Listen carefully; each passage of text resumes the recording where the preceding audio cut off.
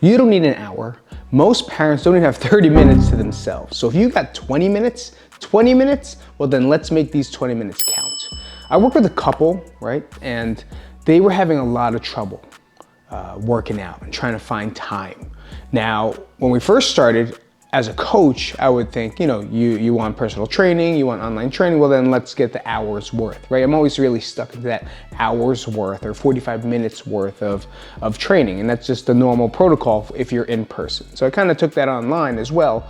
And what I've learned is they weren't being consistent, right? The couple was just having a tough time and I couldn't understand where I was making this mistake, or was it them not being able to man up and just do it? No, I was wrong.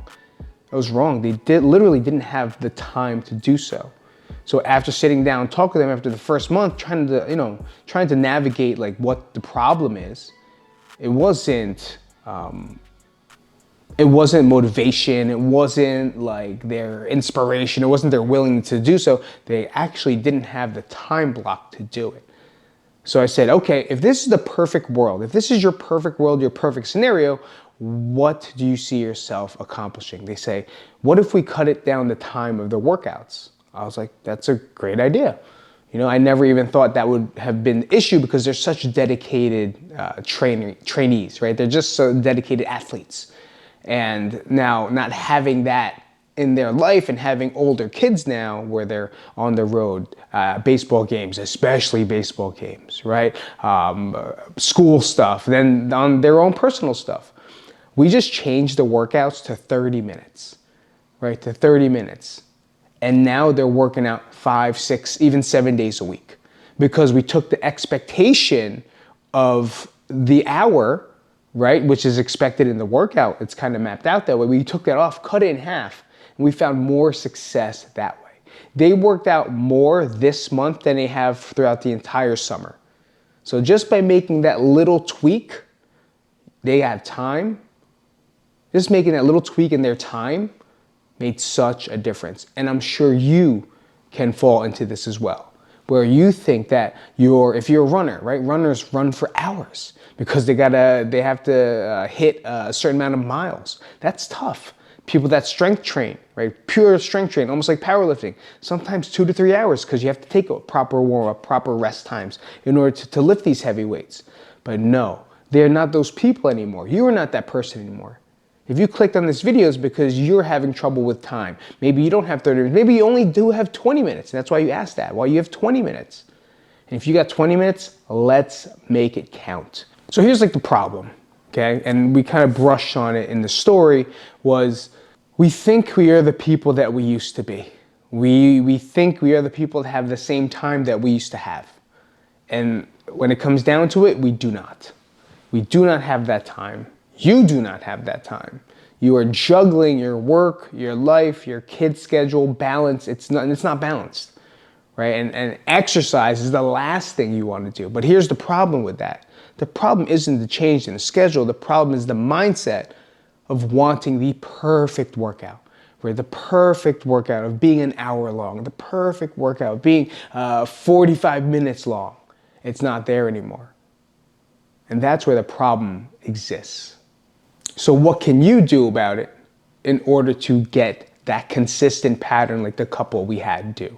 Well, first thing we're going to focus on is if you have any problem areas. So that means if you have like bad knees or bad shoulders or a neck thing, especially if you sit all day, we're going to do that as the warm up to make sure that we do take care of the correctives that you're going through, making sure you're stretching, go through mobility, do some type of light movement to start. Whether it's just joint mobilization, like arm circles and side rotations, very yoga-ish motions. If you want a little bit more of that, just let me know, comment down below. I can send that to you guys or give you a resource to it. You go to my YouTube channel that has it as well. But going through that, after that, it should only take about 5 minutes, right? It doesn't have to be too long. And then we'll move into compound movements. So compound movements are full body movements that require a lot of muscles at the same time. So it's not something like a leg extension on a machine or like just a single chest press seated on a machine. No, we're looking for compound movements like a dumbbell clean, right? A dumbbell squat, a dumbbell deadlift, a Turkish get up, whatever. right? Something that requires more than one muscle group to be targeted and really get the best bang for your buck for the time that you have. Now, what we do best with this, I like to couplet them, right? Or people say superset, right? I like to couplet because I like to take 2, maybe 3. I'll add those exercises together. So if, let's say today, right? Today is gonna be my overhead press day, my push press. So I'm gonna take the barbell, I'm going to push it over my head. And I'll do those for about 6 to 8 reps to focus on the strength part of it, right? Nothing super crazy with super numbers. I have to warm up crazy, but kind of the middle ground because I know I'm clocked for time. So then after that, I'm gonna go into body weight squats. And then after body weight squats, I'll go into something light like glute bridges, something that I can work on my problem areas. Since I do sit down at a desk or I make videos or on podcasts all day long, I do have a problem with my back, right? So like my lower back gets tight, my hips get tight. So I do something at the end of that circuit to kind of adjust it. And this is the pattern and the system I've been using for years. Since 2008, I've been using this system. It works wonders and helps many, many people get through their days and their workouts a lot faster. And again, we always look for the best bang for their buck. We're not moving at a pace that we're trying to get super tired. We're moving at a pace that we can challenge, focus on form, and work on the correctives that we need to work on. So again, a compound movement will be first. After that will be an accessory movement, something body weight, something light. And then after that will be a corrective exercise. You take those 3 things, and this is my exact formula, right? If you take those 3 things and just circuit them for whatever time you have, you've got a full workout. Is it the bodybuilding workout that you used to do in the gym with your bros? No. Is it the 35-mile run that you used to do with the girl pack? No. Is it the strength workout you did in the college rooms during football camp? No. This is something for you presently in order to get your workouts in and more consistently.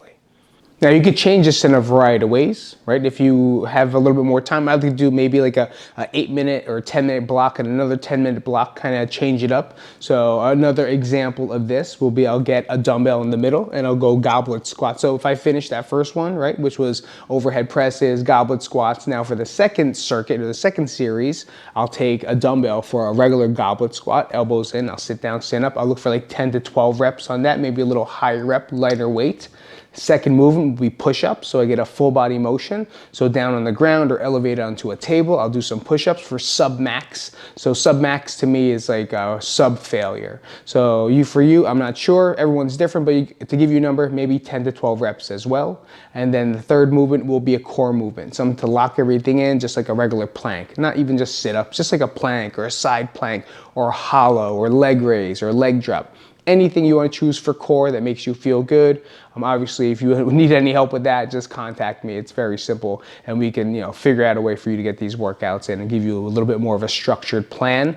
But getting those in, set a clock, 10 minutes, very simple, and now it's done, right? You're just moving, right? Loading a little bit, whatever you got at home, doing what you can, but at the same time, the resolve here is you're not waiting for that perfect workout at that perfect time.